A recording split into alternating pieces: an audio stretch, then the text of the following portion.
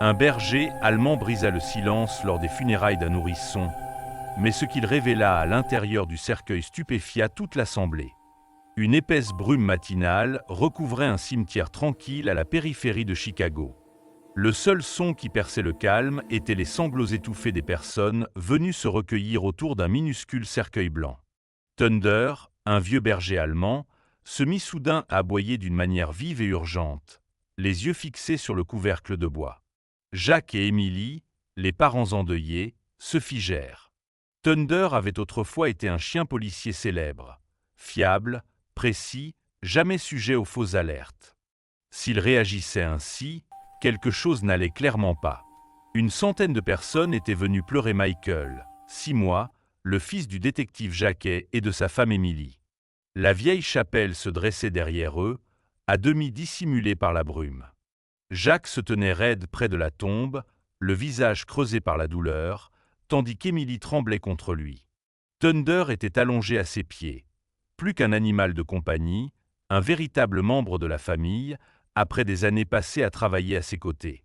Depuis la supposée mort de Michael, Thunder s'était montré étrangement silencieux. Mais aujourd'hui, dès le début de la cérémonie, il était nerveux, oreilles dressées, museau pointé vers le cercueil. Jack l'avait remarqué, mais avait attribué cela au stress. Le père Thomas commença les rites funéraires, mais Thunder ne pouvait rester calme.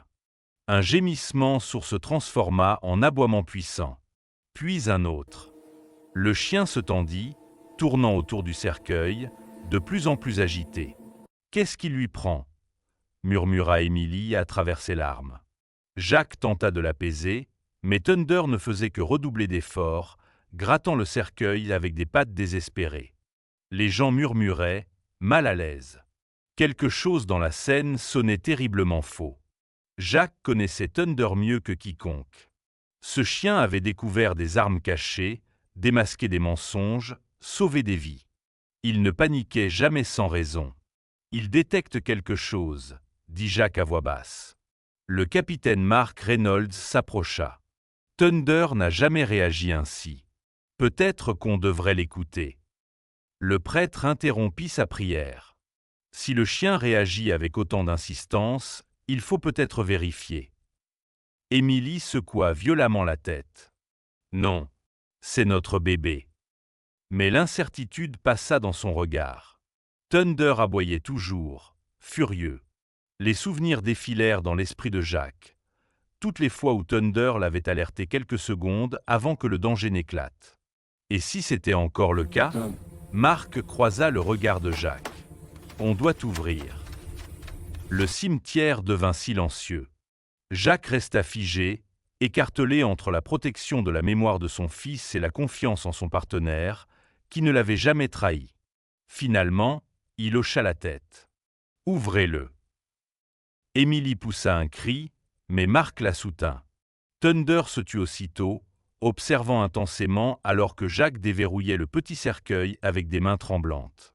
Le couvercle se souleva. Un souffle d'horreur parcourut la foule. À l'intérieur, il n'y avait pas Michael, mais une poupée plus vraie que nature, vêtue de ses propres vêtements. Emily s'effondra en hurlant. « Où est mon bébé ?» Jack fixait la poupée, hébété. Ce n'est pas lui. Mark avait déjà son téléphone. Reynolds, probable d'enlèvement d'enfant. Activez immédiatement une unité spéciale. Thunder pressa sa tête contre le genou de Jack, comme pour lui dire « Je t'avais prévenu ». Les enquêteurs affluèrent. La poupée était parfaitement conçue, même taille, même vêtements, même parfumée pour imiter l'odeur de Michael. Quelqu'un avait mis en scène sa mort avec un soin glaçant. Jack et Emily se serrèrent l'un contre l'autre tandis que Mark prenait les commandes. « Nous allons le retrouver », promit-il. « Thunder vient de nous donner notre première piste. » La police scientifique confirma que la poupée était faite sur mesure. Jack se souvint alors d'une affaire de l'année précédente, un réseau d'extorsion violent qu'il avait contribué à démanteler. La vengeance devenait soudain la piste la plus probable. Sous interrogatoire, le médecin qui avait signé l'acte de décès craqua. Il avoua avoir été soudoyé et menacé. La trace menait directement à un gang lié à l'ancienne affaire de Jacques. Bien que retraité, Sander se révéla indispensable. Son flair révéla des cachettes dans le cabinet du médecin. Sédatifs, faux documents, itinéraire de transport. L'équipe localisa les ravisseurs dans un entrepôt abandonné, mais ils avaient déjà fui. Thunder retrouva la trace dans un bâtiment vide voisin, puis près d'un véhicule abandonné. Heure après heure, Thunder guida Jacques, Marc et l'unité tactique à travers champs, quartiers et routes oubliées, jusqu'à une ferme isolée à une trentaine de minutes de la ville. La nuit tomba. Jacques regarda la maison sombre. Il est là. Je le sens. Le SWAT encercla la propriété. Les snipers se positionnèrent. Un haut-parleur exigea la libération du bébé. En réponse, des coups de feu. Puis, faible mais reconnaissable, un cri de bébé. « C'est Michael », murmura Jacques, la voix brisée. Un plan fut établi. Thunder, équipé d'une petite caméra, fut envoyé en éclaireur malgré son âge et ses blessures. Il se faufila dans l'ombre et descendit au sous-sol. Les images montraient 3 hommes armés et Michael dans un petit berceau, effrayé mais indemne. Quand l'un des ravisseurs s'approcha de l'enfant, Thunder bondit, l'assommant. Le SWAT en profita, lança des grenades assourdissantes et fit irruption. Le combat fut bref. Les ravisseurs se rendirent. Jacques se précipita vers le berceau, prenant Michael dans ses bras. « Papa est là », murmura-t-il, en larmes, tandis que Michael tendait les mains vers lui. Emily arriva quelques secondes plus tard, s'effondrant en sanglotant. Thunder s'assit fièrement à leur côté, la queue battant doucement. Les ravisseurs faisaient partie d'un réseau plus vaste, visant les policiers impliqués dans de vieilles affaires. Leurs aveux dévoilèrent le médecin corrompu et plusieurs complices. Thunder fut célébré comme le héros qui avait tout déclenché. Les mois passèrent. La famille guérit. Une cérémonie officielle à Chicago décerna à Thunder une médaille pour bravoure exceptionnelle. Les agents applaudirent tandis qu'Emily pleurait et que Jacques saluait son vieux partenaire. L'héritage de Thunder inspira un nouveau programme pour former les chiens policiers retraités à des enquêtes complexes. La vie retrouva peu à peu sa paix. Michael grandit, fort et en bonne santé, Thunder toujours à ses côtés.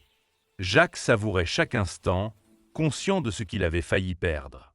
Le jour où Thunder avait dévoilé la vérité aux funérailles devint un symbole de loyauté inébranlable et d'espoir retrouvé. 1 an plus tard, la famille se rassembla dans leur jardin baigné de soleil. Le petit Michael rampait dans l'herbe, riant tandis que Thunder le laissait tirer ses oreilles. Emily préparait du thé, et Jacques les observait avec tendresse.